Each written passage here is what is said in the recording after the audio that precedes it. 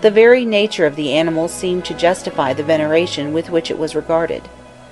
The crocodile is amphibious, and Sobku was supposed to be a crocodile, because before the creation the sovereign god plunged recklessly into the dark waters and came forth to form the world, as the crocodile emerges from the river to lay its eggs upon the bank. Most of the feudal divinities began their lives in solitary grandeur, apart from and often hostile to their neighbours. Families were assigned to them later. Each appropriated 2 companions and formed a trinity, or as it is generally called, a triad. But there were several kinds of triads. In nomes subject to a god, the local deity was frequently content with 1 wife and 1 son, but often he was united to 2 goddesses, who were at once his sisters and his wives according to the national custom. Thus Thot of Hermopolis possessed himself of a harem consisting of Sechet Sek Habitui and Hamuit. Tumu derived the homage of the inhabitants of Heliopolis with Nebthopet and with Eosuit. Knumu seduced and married the 2 fairies of the neighbouring cataract, Anukit the constrainer, who compresses the Nile between its rocks at Philae and at Syene, and Satit the archeress, who shoots forth the current straight and swift as an arrow. Where a goddess reigned over a nome, the triad was completed by 2 male deities, a divine consort and a divine son. Neat of Sais had taken for her husband Osiris of Mendes, and borne for him a lion's whelp, Ari Hosnofor. Hathor of Dendera had completed her household with Haroris and a younger Horus, with the epithet of Ahi, he who strikes the sistrum. A triad containing 2 goddesses produced no legitimate offspring, and was unsatisfactory to a people who regarded the lack of progeny as a curse from heaven. One in which the presence of a son promised to ensure the perpetuity of the race was more in keeping with the idea of a blessed and prosperous family, as that of gods should be. Triads of the former kind were therefore almost everywhere broken up into 2 new triads, each containing a divine father, a divine mother, and a divine son. 2 fruitful households arose from the barren union of Thot with Safketabui and Namahuit, one composed of Thot, Safketabui, and Harnabi, the golden sparrowhawk.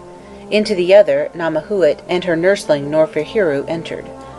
The persons united with the old feudal divinities in order to form triads were not all of the same class. Goddesses especially were made to order, and might often be described as grammatical, so obvious is the linguistic device to which they owe their being.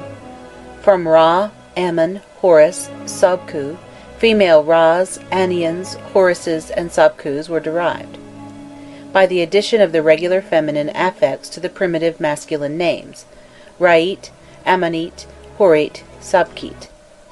In the same way, detached cognomens of divine fathers were embodied in divine sons. Imhotpu, he who comes in peace, was merely one of the epithets of Ptah before he became incarnate as the 3rd member of the Memphiite triad. In other cases, alliances were contracted between divinities of ancient stock, but natives of different nomes, as in the case of Isis of Buto and the Mendician Osiris, of Heroris of Edfu and Hathor of Dendera. In the same manner, Sakit of Letopolis and Bastit of Bubastis were appropriated as wives to Ptah of Memphis, Nofirtimu being represented as his son by both unions. These improvised connections were generally determined by considerations of vicinity. The gods of coterminous principalities were married as the children of kings of 2 adjoining kingdoms are married, to form or consolidate relations, and to establish bonds of kinship between rival powers, whose unremitting hostility would mean the swift ruin of entire people. The system of triads, begun in primitive times and continued unbrokenly up to the last days of Egyptian polytheism, far from any way lowering the prestige of the feudal gods, was rather the means of enhancing it in the eyes of the multitude. Powerful lords as the newcomers might be at home, it was only in the strength of an auxiliary title that they could enter a strange city, and then only on condition of submitting to its religious law. Hathor, supreme at Dendera, shrank into insignificance before Heroris at Edfu, and there retained only the somewhat subordinate part of a wife in the house of her husband. On the other hand, Haroris, when at Dendera, descended from the supreme rank, and was nothing more than the almost useless consort of the Lady Hathor. His name came first in invocations of the triad because of his position therein as husband and father, but this was simply a concession to the propriety of etiquette, and even though named in second place, Hathor was none the less the real chief of Denderah and of its divine family. Thus the principal personage in any triad was always the one who had been patron of the nome previous to the introduction of the triad, in some places the father god, and in others the mother goddess. The son in a divine triad had of himself but limited authority. When Isis and Osiris were his parents, he was generally an infant Horus, naked or simply adorned with necklaces and bracelets, a thick lock of hair depending from his temple, and his mother squatting on her heels, or as sitting, nursed him upon her knees, offering him her breast. Even in triads where the son was supposed to have attained to man's estate, he held the lowest place, and there was enjoined upon him the same respectful attitude towards his parents as is observed by children of human race in the presence of theirs. He took the lowest place at all solemn receptions, spoke only with his parents' permission, acted only by their command and as the agent of their will. Occasionally he was vouchsafed a character of his own, and filled a definite position, as at Memphis, where Imhotpu was the patron of science. But generally he was not considered as having either office or marked individuality. His being was but a feeble reflection of his father's, and possessed neither life nor power except as derived from him. Two such contiguous personalities must needs have been confused, and as a matter of fact were so confused as to become at length nothing more than two aspects of the same God, who united in his own person degrees of relationship mutually exclusive of each other in a human family. Father, inasmuch as he was the first member of the triad; son, by virtue of being its third member; identical with himself in both capacities, he was at once his own father, his own son, and the husband of his mother. Gods, like men, might be resolved into at least two elements, soul and body, but in Egypt the conception of the soul varied in different times and in different schools.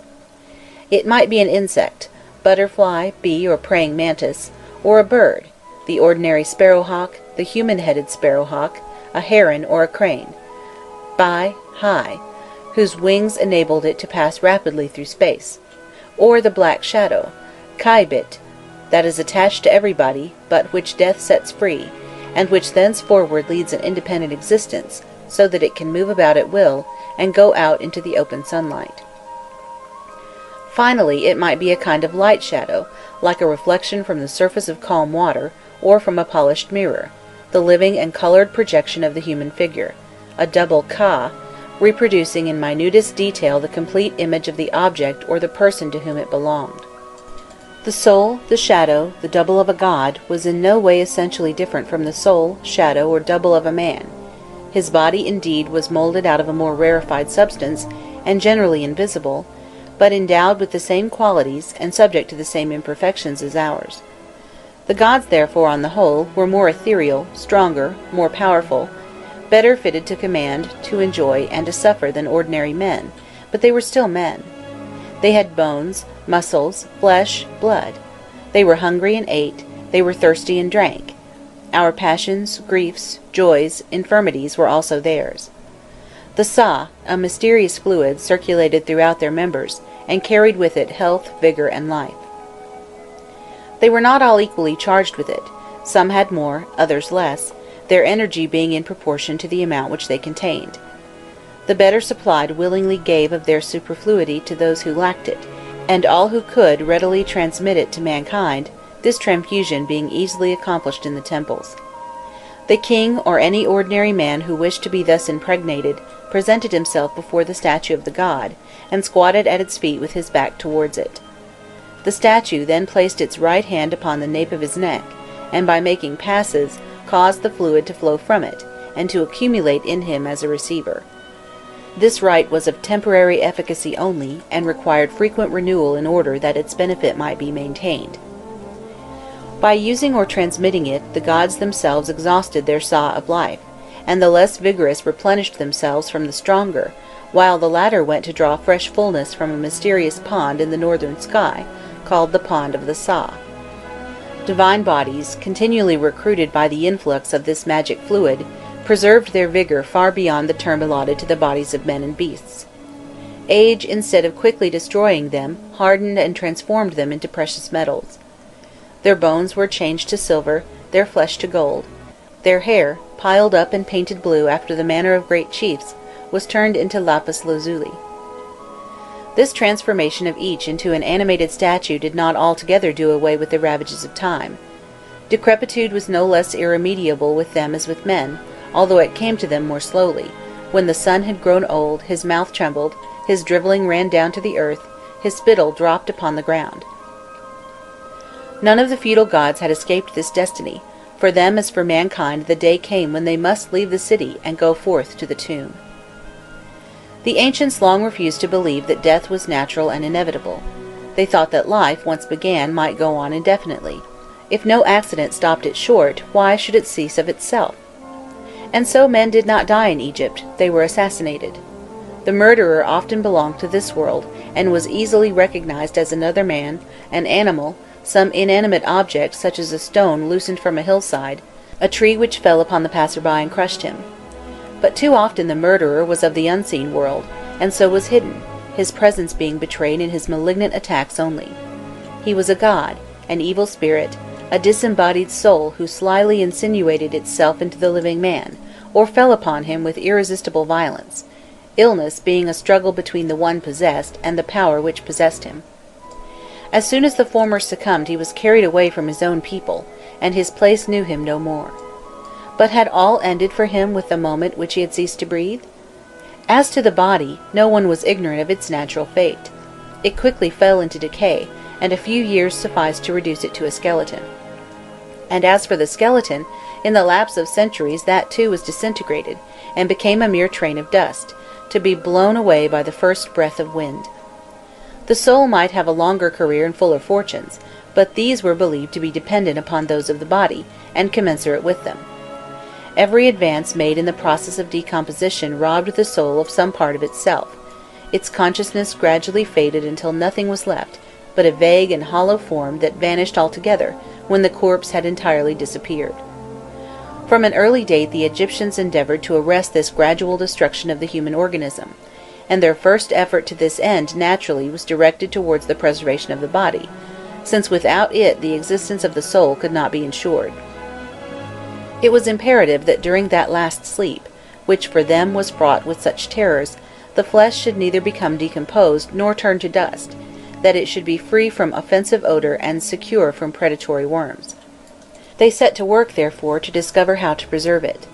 The oldest burials which have as yet been found prove that these early inhabitants were successful in securing the permanence of the body for a few decades only. When one of them died, his son or his nearest relative carefully washed the corpse in water impregnated with an astringent or aromatic substance, such as natron or some solution of fragrant gums, and then fumigated it with burning herbs and perfumes, which were destined to overpower, at least temporarily, the odor of death. Having taken these precautions, they placed the body in the grave, sometimes entirely naked, sometimes partially covered with its ordinary garments, or sewn up in a closely fitting gazelle skin. The dead man was placed on his left side, lying north and south with his face to the east, in some cases on the bare ground, in others on a mat, a strip of leather or a fleece, in the position of a child in the fetal state. The knees were sharply bent at an angle of 45 degrees, with the thighs, while the latter were either at right angles with the body, or drawn up so as almost to touch the elbows. The hands are sometimes extended in front of the face, sometimes the arms are folded and the hands are joined on the breast or neck. In some instances the legs are bent upward in such a fashion that they almost lie parallel with the trunk. The deceased could only be made to assume this position by a violent effort, and in many cases the tendons and the flesh had to be cut to facilitate the operation. The dryness of the ground selected for these burial places retarded the corruption of the flesh for a long time, it is true, but only retarded it, and so did not prevent the soul from being finally destroyed. End of section 11. Chapter 2. The Gods of Egypt, Part 4. Seeing decay could not be prevented, it was determined to accelerate the process by taking the flesh from the bones before interment. The bodies thus treated are often incomplete. The head is missing or is detached from the neck and laid in another part of the pit, or on the other hand, the body is not there, and the head only is found in the grave, generally placed apart on a brick, a heap of stones, or a layer of cut flints. The forearms and the hands were subjected to the same treatment as the head. In many cases no trace of them appears, in others they are deposited by the side of the skull or scattered about haphazard. Other mutilations are frequently met with. The ribs are divided and piled up behind the body, the limbs are disjointed or the body is entirely dismembered, and the fragments arranged upon the ground or enclosed together in an earthenware chest. These precautions were satisfactory insofar as they ensured the better preservation of the more solid parts of the human frame, but the Egyptians felt this result was obtained at too great a sacrifice. The human organism thus deprived of all flesh was not only reduced to half its bulk, but what remained had neither unity, consistency, nor continuity. It was not even a perfect skeleton with its constituent parts in their relative places, but a mere mass of bones with no connecting links. This drawback, it is true, was remedied by the artificial reconstruction in the tomb of the individual thus completely dismembered in the course of the funeral ceremonies. The bones were laid in their natural order, those of the feet at the bottom, then those of the leg, trunk, and arms, and finally the skull itself.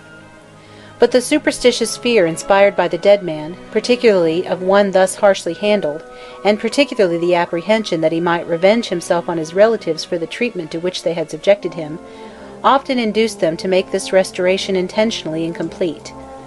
When they had reconstructed the entire skeleton, they refrained from placing the head in position, or else they suppressed one or all of the vertebrae of the spine, so that the deceased should be unable to rise and go forth to bite and harass the living. Having taken this precaution, they nevertheless felt a doubt whether the soul could really enjoy life, so long as one half only of the body remained, and the other was lost forever.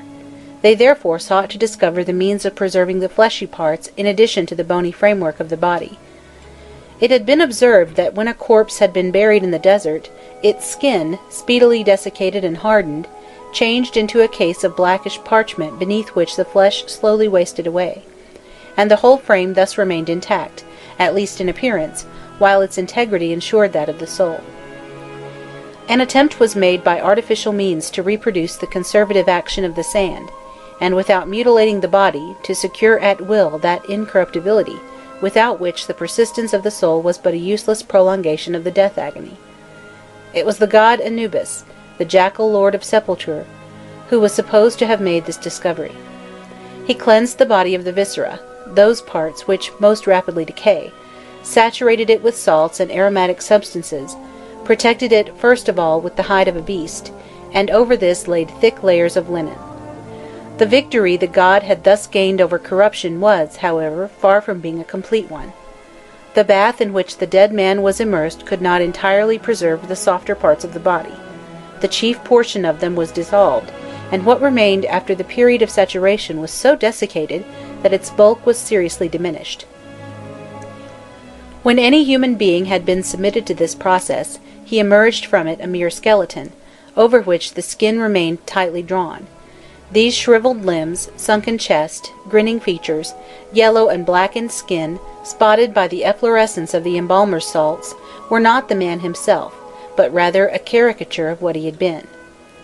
As nevertheless he was secure against immediate destruction, the Egyptians described him as furnished with his shape. Henceforth he had been purged of all that was evil in him, and he could face with tolerable security whatever awaited him in the future. The art of Anubis, transmitted to the embalmers and employed by them from generation to generation, had, by almost eliminating the corruptible part of the body without destroying its outward appearance, arrested decay, if not forever, at least for an unlimited period of time. If there were hills at hand, thither the mummied dead were still borne, partly from custom, partly because the dryness of the air and of the soil offered them a further chance of preservation. In districts of the delta where the hills were so distant as to make it very costly to reach them, advantage was taken of the smallest sandy islet rising above the marshes, and there a cemetery was founded. Where this resource failed, the mummy was fearlessly entrusted to the soil itself, but only after being placed within a sarcophagus of hard stone, whose lid and trough, hermetically fastened together with cement, prevented the penetration of any moisture. Reassured on this point, the soul followed the body to the tomb, and there dwelt with it as in its eternal house, upon the confines of the visible and invisible world. Here the soul kept the distinctive character and appearance which pertained to it upon the earth. As it had been a double before death, so it remained a double after it, able to perform all functions of animal life after its own fashion. It moved, went, came, spoke, breathed, accepted pious homage, but without pleasure, and as it were mechanically, rather from an instinctive horror of annihilation than from any rational desire for immortality. Unceasing regret for the bright world which it had left disturbed its mournful and inert existence. O my brother, withhold not thyself from drinking and from eating, from drunkenness, from love, from all enjoyment, from following thy desire by night and by day. Put not sorrow within thy heart, for what are the years of a man upon earth? The West is a land of sleep and of heavy shadows, a place wherein its inhabitants, when once installed, slumber on in their mummy forms, never more waking to see their brethren, never more to recognize their fathers or their mothers, with hearts forgetful of their wives and children. The living water, which earth giveth to all who dwell upon it, is for me but stagnant and dead.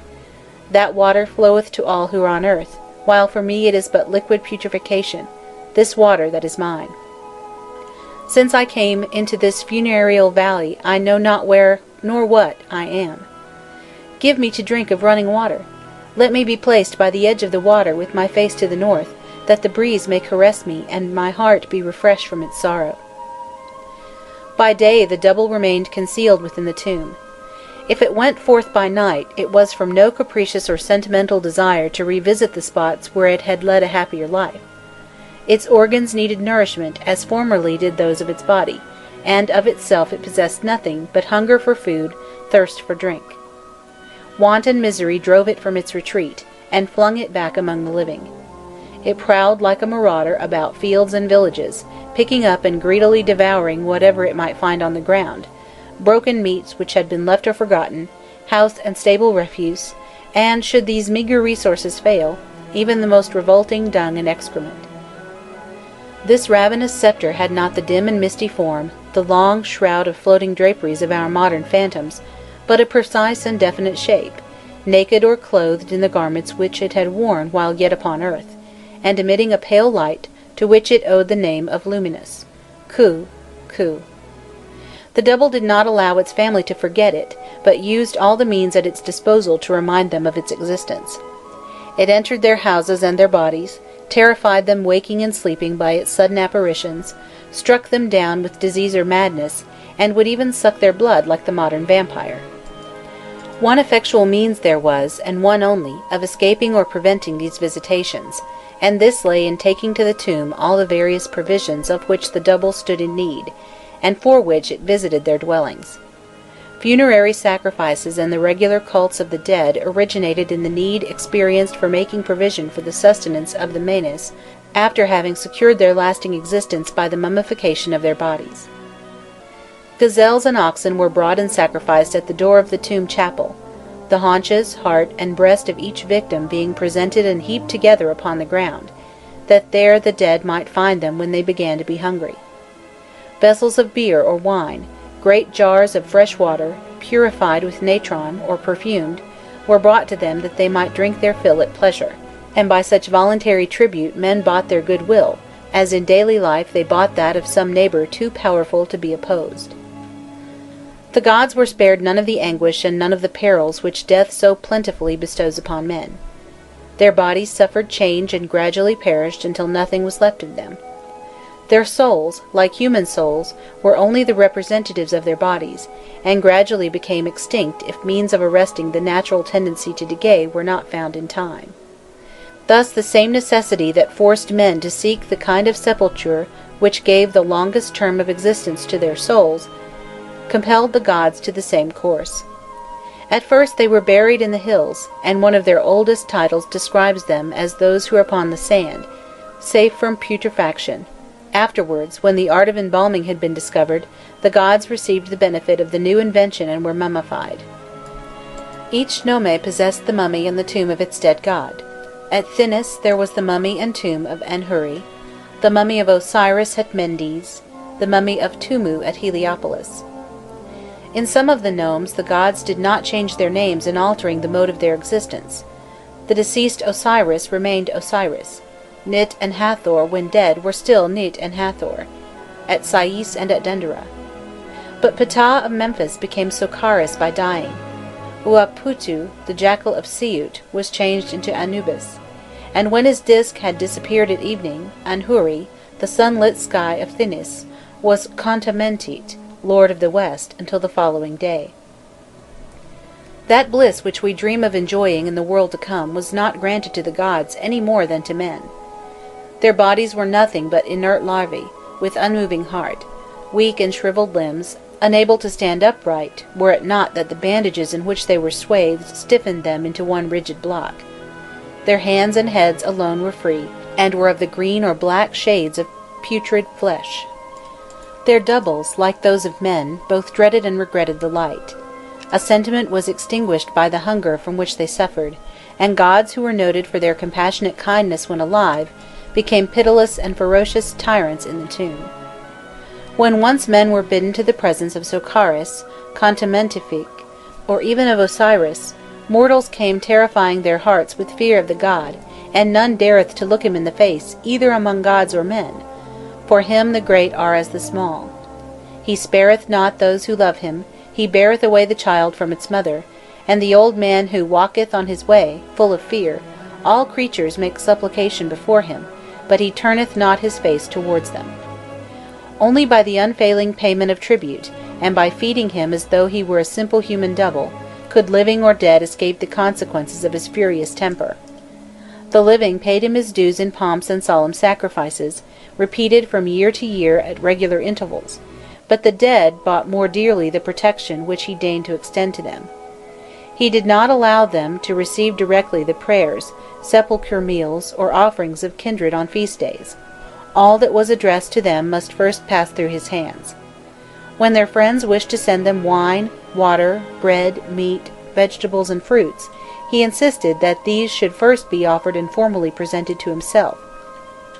Then he was humbly prayed to transmit them to such or such a double, whose name and parentage were pointed out to him. He took possession of them, kept part for his own use, and of his bounty gave the remainder to its destined recipient. Thus death made no change in the relative positions of the feudal god and his worshippers. The worshipper who called himself the Amukhu of the god during life was the subject and vassal of his mummied god even in the tomb, and the god who, while living, reigned over the living, after his death continued to reign over the dead. He dwelt in the city near the prince and in the midst of his subjects, Ra living in Heliopolis along with the prince of Heliopolis, Heroras in Edfu together with the prince of Edfu, Nit in Sais with the prince of Sais. End of section 12. Chapter 2. The Gods of Egypt, Part 5. Although none of the primitive temples have come down to us, the name given them in the language of the time shows what they originally were.